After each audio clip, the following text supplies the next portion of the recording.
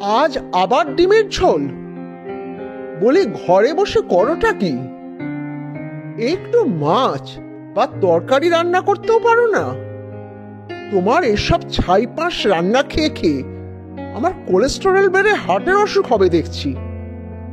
মা ঠিকই বলতেন, এই জন্যই নিজেদের পাল্টি ঘরের মেয়ে বিয়ে করতে হয়।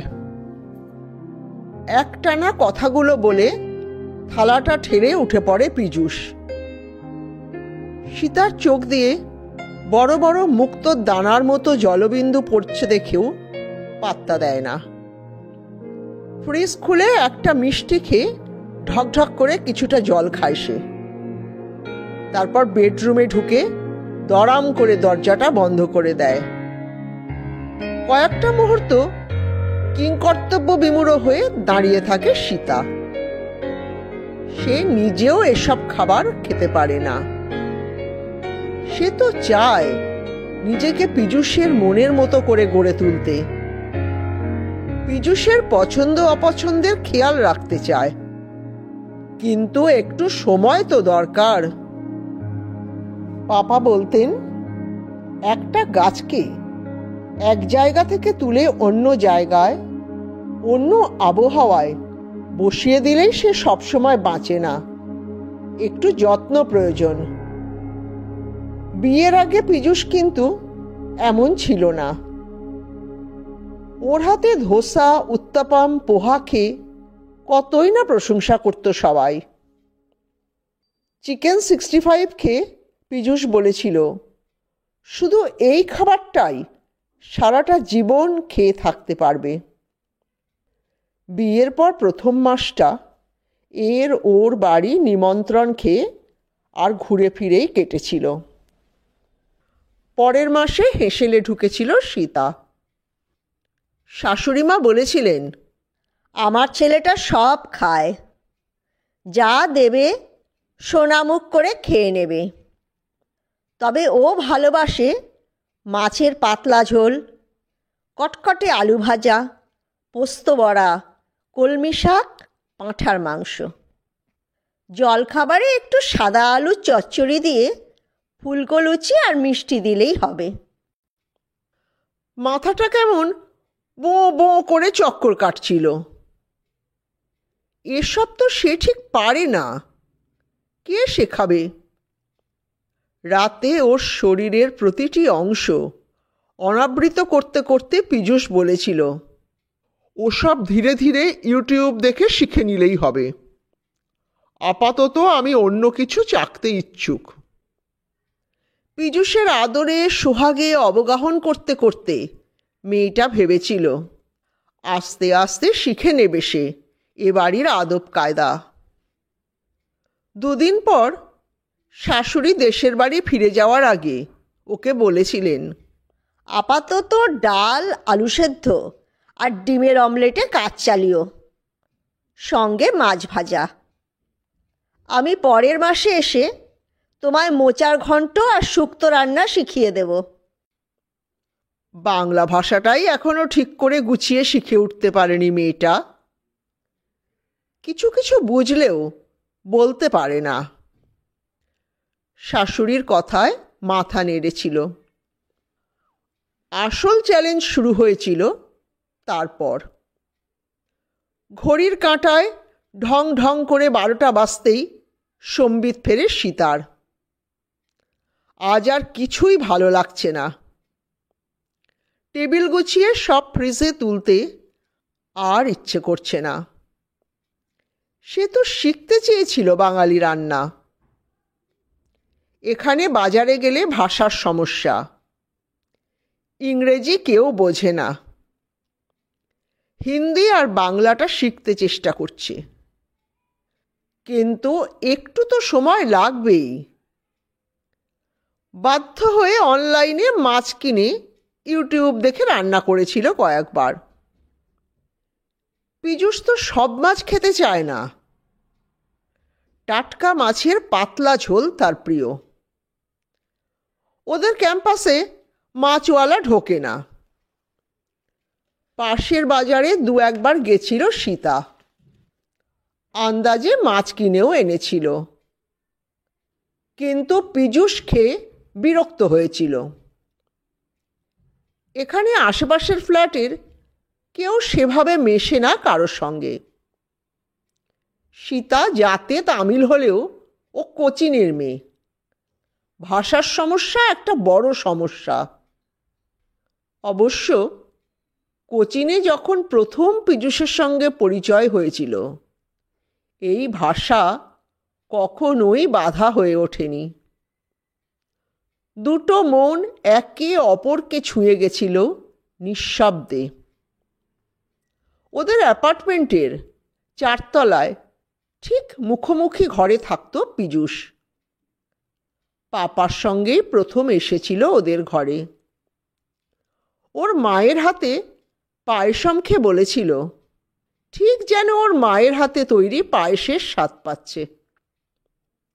গত পরশু জলখাবারের তরকারিতে কারি পাতা দেওয়ায় যে পীযূষ চিৎকার করেছিল, 1 বছর আগেও কারি পাতা দেওয়া মাছের ঝোল খেয়ে নিত সে সোনামুখ করে।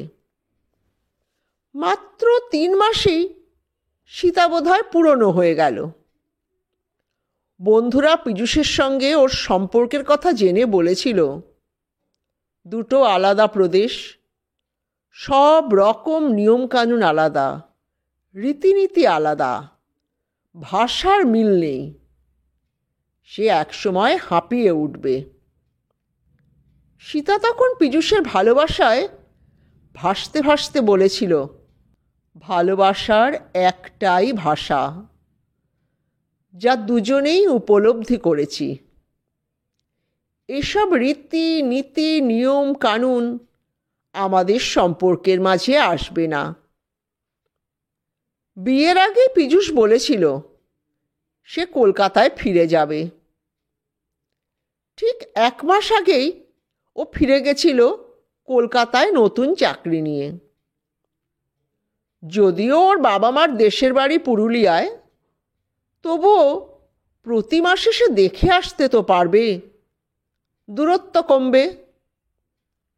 সীতা বুঝেছিল, আপত্তি করেনি কখনো। তার দু চোখে তখন নতুন শহরে নিজের মতো করে সংসার পাতার স্বপ্ন।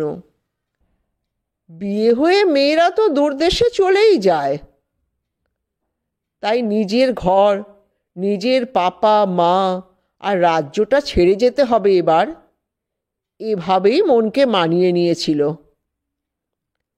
বিয়ের 1 মাস পর, যেদিন পীযূষের কয়েকজন বন্ধু ওদের বাড়ি প্রথম এসেছিল, ওর হাতে তামিল রান্নার পদগুলো খেয়ে বেশ প্রশংসাই করেছিল। প্রথম প্রথম কদিন ধোসা ইডলি টিফিনেও নিয়ে গেছিল ওর বর। কিন্তু পীযূষ আজকাল বলে, এই কারি পাতা ইডলি সাম্বারের হাত থেকে পালাতেই তো কলকাতা ফিরলাম। প্লিজ সীতা, এসব মাসে 1 দিন 2 দিন ঠিক আছে, এবার তো একটু আমাদের মতো রান্না শেখো। ডিমের ঝোলটা ফ্রিজে তুলে একটু জল খায় সীতা। খাওয়ার ইচ্ছা তারও চলে গেছে। সে তো পীযূষের জন্য নিজের বাবা মা, রাজ্য, খাওয়া দাওয়া সব ছেড়েছে। লুচি পরোটা জোর করে খায়। ভাত ডাল মাছের ঝোলে কারি পাতা দিয়েও নিজের বাড়ির রান্নার স্বাদ পায় না। কিন্তু ও তো মুখ ফুটে কিচ্ছু বলে না। এসব জেনেই তো পীযূষের হাত ধরেছিল। এর আগে 2 দিন না খেয়ে পীযূষ বেরিয়ে গেছিল বাড়ির বাইরে। ফোনটাও ফেলে গেছিল রাগের মাথায়। সারাটা রাত এক রাশ দুশ্চিন্তা নিয়ে ব্যালকনিতে বসেছিল সীতা। ও যে রাস্তাঘাট তেমন চেনে না, কোথায় খুঁজবে অত রাতে? বারবার ঠাকুরকে ডেকেছে যাতে পীযূষ ফিরে আসে। এই 3 মাসে 2-1টা আত্মীয় বন্ধুর বাড়ি আর 2-1বার শপিং মল ছাড়া কোথাও তো যায়নি। এসব জায়গাতেও পীযূষ গাড়ি চালিয়ে নিয়ে গেছে। গ্রসারি থেকে সবজি ফল অনলাইনেই ও আনায়। টুকটাক কেনাকাটাও অনলাইনে। অবসরে ওয়েব সিরিজ দেখে, ঘর গুছোয়, ইউটিউব দেখে রান্না করে। আইটিতে কাজের সময় ঘড়ি ধরে বাঁধা থাকে না। সকাল 8টায় বেরিয়ে সেই রাত 8টার পর ফেরে পীযূষ। কখনো কখনো 9টা-10টাও বাজত। প্রথম প্রথম ফোন করত সীতা। পীযূষ ব্যস্ত থাকতো মিটিংয়ে, বিরক্ত হতো। বরং কোচিনে থাকতে পীযূষ সন্ধ্যার পর ফিরে এলে ওরা মাঝে মাঝে ঘুরতে বের হতো। বিয়ের 3 মাসের মধ্যেই সব কেমন যেন এলোমেলো হয়ে গেছে মনে হয়। টেবিলটা মুছে ক্লান্ত পায়ে সোফায় এসে বসে সীতা। পীযূষ কেন এমন বদলে যাচ্ছে কে জানে। আগেরবার পীযূষ রাগারাগি করেছে জেনে শাশুড়িমা বলেছিলেন, আমার ছেলেটার বড্ড মাথা গরম, বড্ড রকচটা, কিন্তু রাগ চলে গেলেই মাটির মানুষ। ও সোমবারে জন্ম তো। শিব পুজো করে বিয়ের 10 বছর পর এই ছেলে এসেছিল আমার কোলে। ও শিবের অংশ গো, তাই অমন বোম ভোলা। তুমি একটু সামলে রেখো বৌমা, তোমার আঁচলে বেঁধে দিয়ে গেলাম। সীতা জানত যে সে কোচিনের মেয়ে, যাতে তামিল শুনে শাশুড়ি আপত্তি করেছিলেন এই বিয়েতে। গায়ের রং নিয়েও সমস্যা ছিল ওদের। কিন্তু পীযূষের জেদের কাছে হার মেনেছিলেন ওর বাবা মা। ছেলের মুখের দিকে তাকিয়ে সব মেনে নিয়েছিলেন। বিয়ের আগেই পীযূষ এসব জানিয়ে দিয়েছিল ওকে। কিন্তু অদ্ভুতভাবেই বিয়ের আগে ও কখনো পীযূষকে রাখতে দেখেনি। যেটুকু সময় ওরা একসঙ্গে কাটাতো তা যেন এক ঝলক শীতল বাতাস বয়ে আনত। সমস্যাটা শুরু হয়েছিল সংসার শুরু করার কিছুদিন পর থেকে। বিয়ের পর পিসি শাশুড়ি থেকে রান্নার মাসি সবাই আড়ালে বলেছিল, বউ যেহেতু কালো, নাতি নাতনিও কালো হবে। ভাষাটা পুরো না বুঝলেও কিছু শব্দ সীতা বুঝতে পারত। পীযূষ অবশ্য এসব কথাকে পাত্তা দিত না। আবার ড্রয়িং রুমের ঘড়িটা জানান দেয় রাত 1টা বাজল। ক্লান্ত শরীরটাকে টেনে তোলে সীতা। বেডরুমে ঢুকতে গিয়ে দ্বিতীয় ধাক্কাটা খায়। দরজা ভেতর থেকে বন্ধ। ধাক্কা দিতে গিয়েও থেমে যায় মেয়েটা। এই একটা সামান্য ঘটনায় এত রাগ। এক চরম অপমানবোধ ওকে ঘিরে ধরে। সামান্য একটা রান্না আর খাওয়া নিয়ে এ ঝামেলা আর ভালো লাগছিল না। পীযূষ তো চাইলে একটা বাঙালি রাঁধুনি রাখতেই পারত, অন্তত কিছুদিনের জন্য। তার কাছ থেকেই না হয় সীতা বাঙালি রান্নাগুলো শিখে নিত। যে মেয়েটা নিজের সবটা ছেড়ে ওর হাত ধরে এত দূরের একটা শহরে থাকতে এসেছে, পীযূষ কি তার জন্যে এটুকু পারত না? চোখের জল আগেই শুকিয়ে গেছিল। চোয়াল শক্ত হয় মেয়েটার। বসার ঘরের দেওয়ালে ওর আর পীযূষের বিয়ের কয়েকটা মুহূর্তের কোলাজ।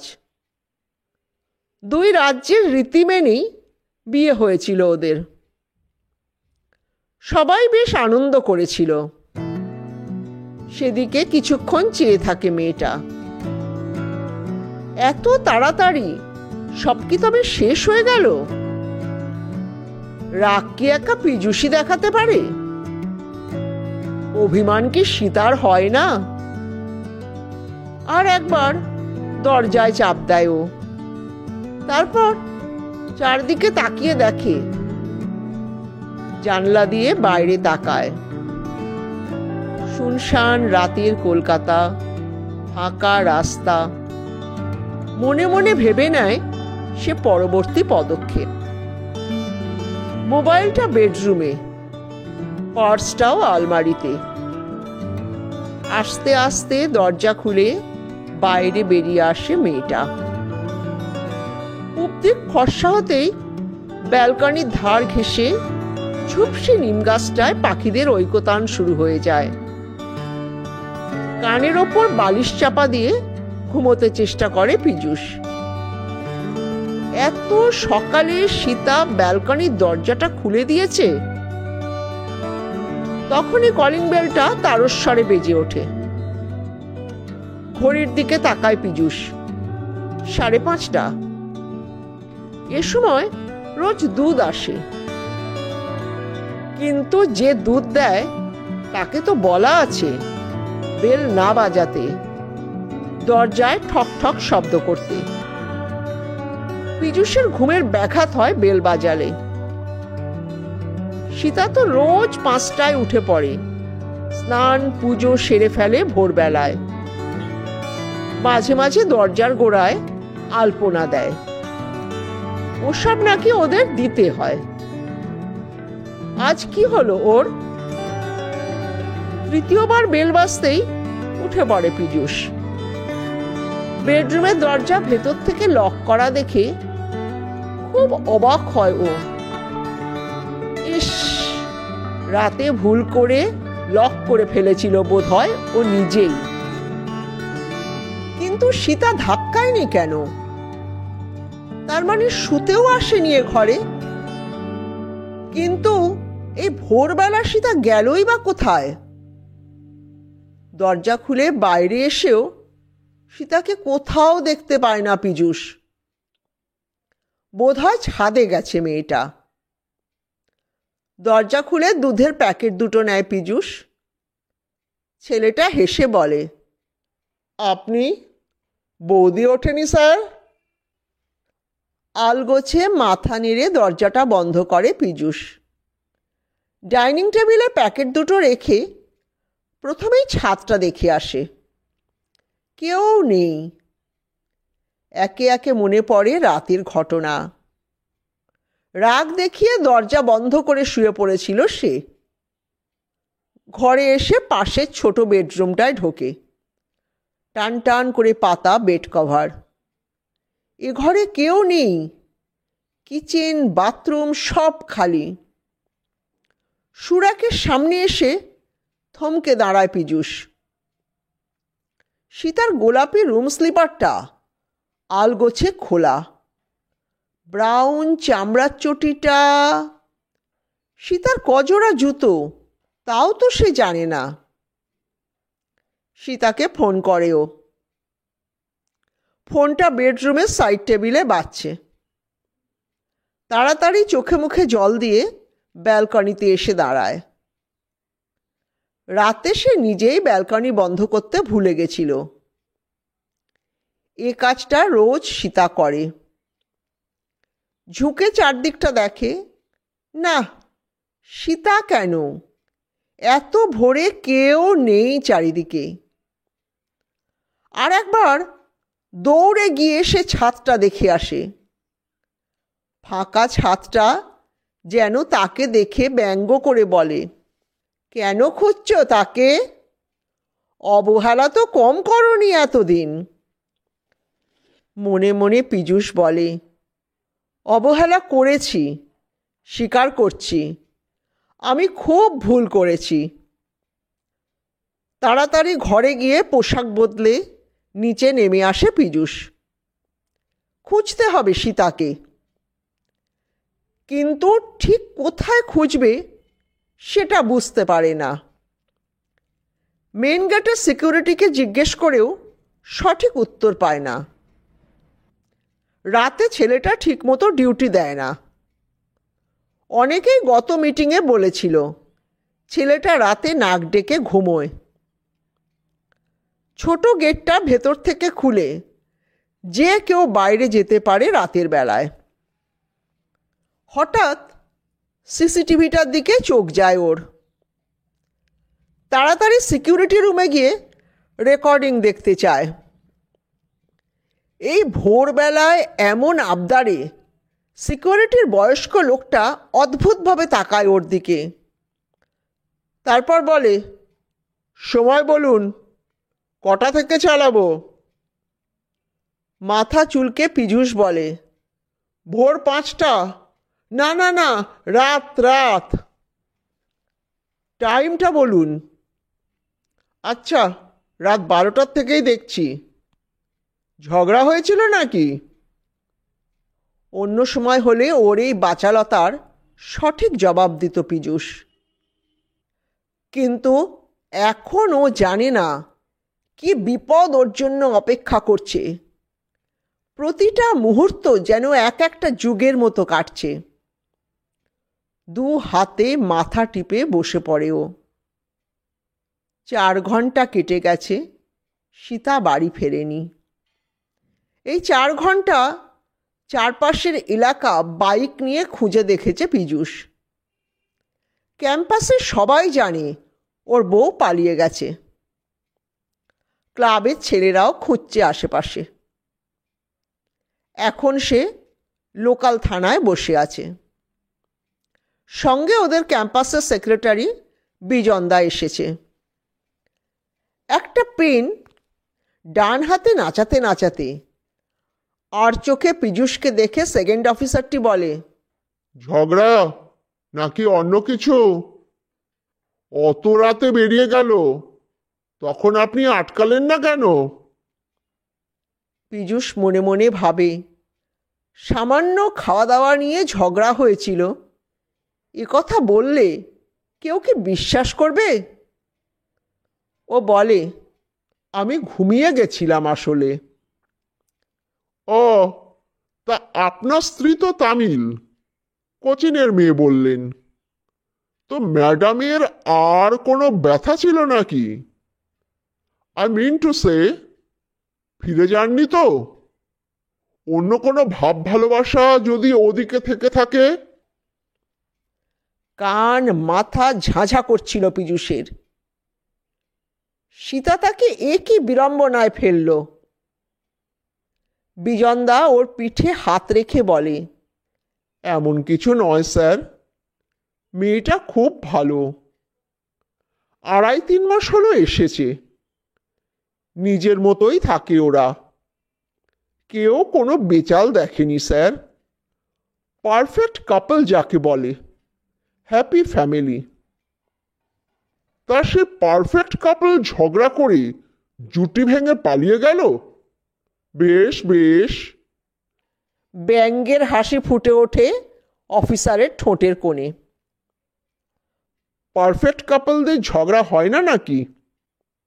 বিজনদা একটু জোরেই বলে এবার। ঠিক আছে ঠিক আছে, কিছু তো একটা হয়েছিল, বুঝতেই পারছি। আমার বা আপনার বলায় কিছু কি এসে যায়? বলবেন তো উনি। আমি বলছি, সকাল থেকে আমার থানায় এটা 4 নম্বর মিসিং রিপোর্ট। রোজ গোটা 20-25টা হয় এসব কেস সারা কলকাতায়। গোটা 10 রাগ কমলে ফিরে আসে, কিছু আনন্যাচারাল ডেথ, বাকি ফাইলে ধুলো জমতে থাকে। তা ছবি এনেছেন তো? পীযূষ বলে, ছবি রয়েছে আমার ফোনে, ওয়াশ করা নেই। ছবি ওয়াশ করিয়ে এনে এই ফর্মটা ভরে দিন। হাইট, ওয়েট, চোখের রং, চুল, পরনে কি ছিল, এইসব। বাই দা ওয়ে, মেয়েটির বাপের বাড়িতে জানিয়েছেন তো? পীযূষের দিকে তাকিয়ে বললেন ডিউটি অফিসার। না, মানে বয়স্ক বাবা মা সেই কোচিনে থাকেন। ওদের প্রথমেই ব্যতিব্যস্ত করতে। ফেসে যাবেন। আইপিসি কত কত নম্বরের চার্জে লাগবে গুনে শেষ করতে পারবেন না। মানে? চমকে ওঠে পীযূষ। দেখুন, যতক্ষণ পাচ্ছেন না কেসটা মিসিং, কিন্তু যদি ইউডি হয়, আই মিন আনন্যাচারাল ডেথ, তাহলে যেসব কেস খাবেন তাতে চাকরি তো যাবেই, 10 বছরের জন্য জেলের ঘানিও টানতে হতে পারে। আর কোর্টের চক্কর তো ছেড়েই দিলাম। কেন? ঝগড়া কি স্বামী স্ত্রীতে হয় না? ঝগড়া করে যদি কেউ বেরিয়ে যায় তাহলে আমার কি দোষ? পীযূষ আমতা আমতা করে বলে ওঠে। ঝগড়া হয় মিস্টার তলাপাত্র, ঝগড়াটা 4 দেওয়ালের মধ্যে হলেই ভালো। ঝগড়ার পর বউ পথে নেমে পড়লেই বিপদ। আত্মহত্যার প্ররোচনা বোঝেন? তাছাড়া বলছেন কলকাতায় সে আবার কিছুই চেনে না, তবে গেল কোথায়? ফোন, পার্স কিছুই যখন নেয়নি, তখন তো ওই একটি কথাই মাথায় আসে, খুঁজুন নিজেরা, আমি এটা মিসিং পার্সন স্কোয়াডে তুলে দিচ্ছি। তারপর হাসপাতালগুলোয় খোঁজ করি, বাকিটা দেখা যাবে। আপাতত ছবি সহ ফর্মটা। এই বিকাশ, এদের একটা মিসিং রিপোর্টের ফর্ম দাও তো। ওদিকে যান। পেয়ে যাব তো স্যার, দেখবেন একটু। আমাদের আপনার বউকে খোঁজা ছাড়াও অনেক দরকারি কাজ পড়ে আছে, আসুন এখন। বিজনদা চেয়ার ঠেলে উঠে বলে, এটা মিটিয়ে চলো, আর একবার চারদিকটা দেখি। টাকা কড়ি নেই যখন, কত দূর আর যাবে? মন্দির আর বাস স্ট্যান্ডগুলো নজর রাখতে হবে। ঘড়িতে বিকেল 3টে। সকাল থেকে 3বার চা ছাড়া পেটে কিছুই পড়েনি পীযূষের। কাল রাতেও খায়নি। শরীরটা অবসন্ন হয়ে আসছিল। তার ফাঁকেই ও এবং ক্লাবের ছেলেরা হাওড়া, শিয়ালদা সহ আশপাশের সব এলাকা খুঁজে দেখেছে। মেয়েটা যেন উবে গেছে।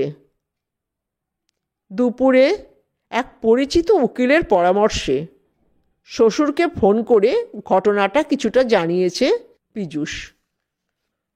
ভদ্রলোক বারবার জানতে চেয়েছেন কি ঘটেছিল। পীযূষ বলেছে ঝগড়া হয়েছিল খুব সাধারণ একটা বিষয় নিয়ে।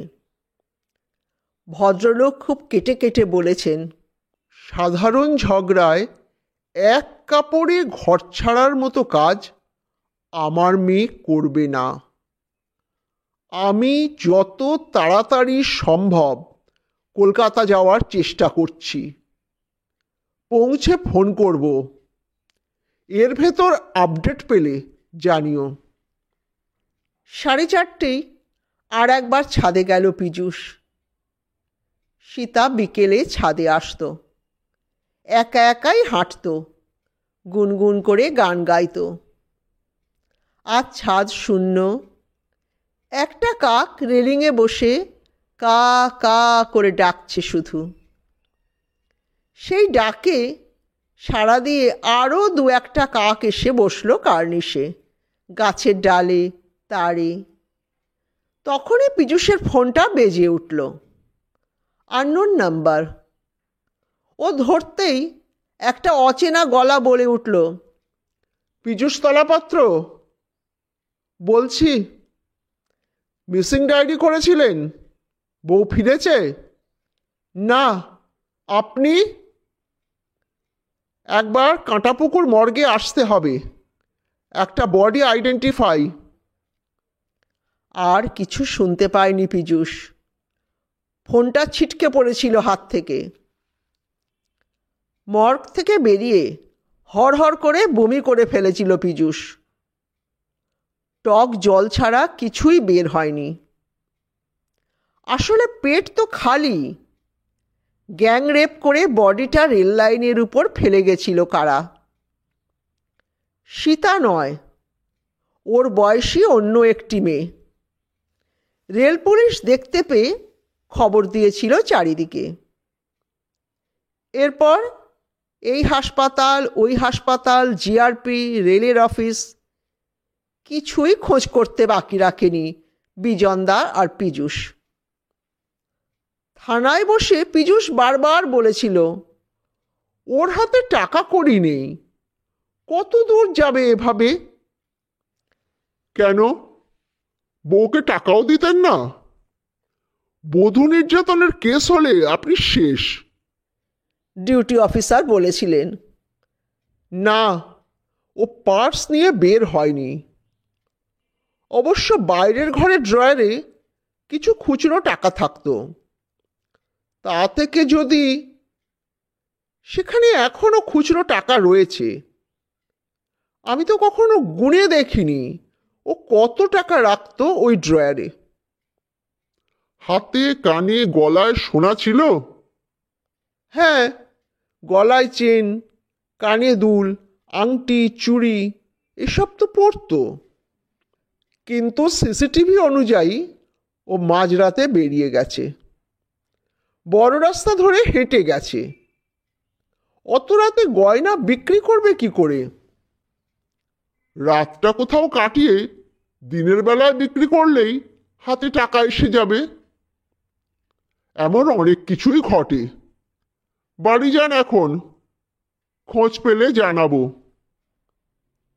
রাত 9:30 বাড়ি ফিরে আসে পীযূষ।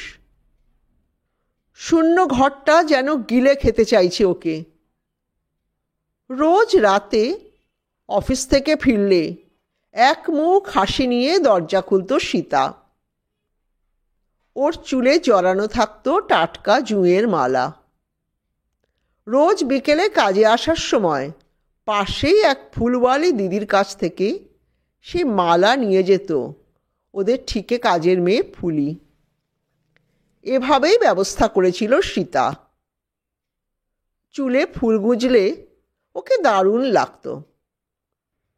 এক এক করে সীতার সঙ্গে কাটানো সুন্দর মুহূর্তগুলো মনে পড়ে। গত মাসে ওর যখন খুব জ্বর হয়েছিল, রাত দিন এক করে সেবা করেছিল মেয়েটা। আজকাল পীযূষ কেমন যেন হয়ে যাচ্ছিল। কথায় কথায় খারাপ ব্যবহার করে ফেলতো সীতার সঙ্গে।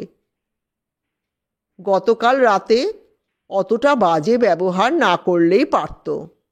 আসলে সীতার তো ও ছাড়া আর কোনো বন্ধু ছিল না এ শহরে, একমাত্র ফুলি। ওদের ঠিকে কাজের মেয়ে, পাশের বস্তিতেই থাকে। আজ তো কাজে আসেনি, হয়তো ক্যাম্পাসে ঢুকেই শুনেছে সব ঘটনা। পীযূষও সারাদিন ঘরে ছিল না, থানা, হাসপাতাল, মর্গ এসব করে বেরিয়েছে। হঠাৎ একটা সম্ভাবনা মাথার মধ্যে ঝিলিক দিয়ে ওঠে। ফুলির বাড়ি দুবার গেছিল সীতা। ফুলি পাশের একটা নার্সদের মেসে কাজ করে। সব তামিল আর মালায়ালি নার্স থাকে ওই মেসে।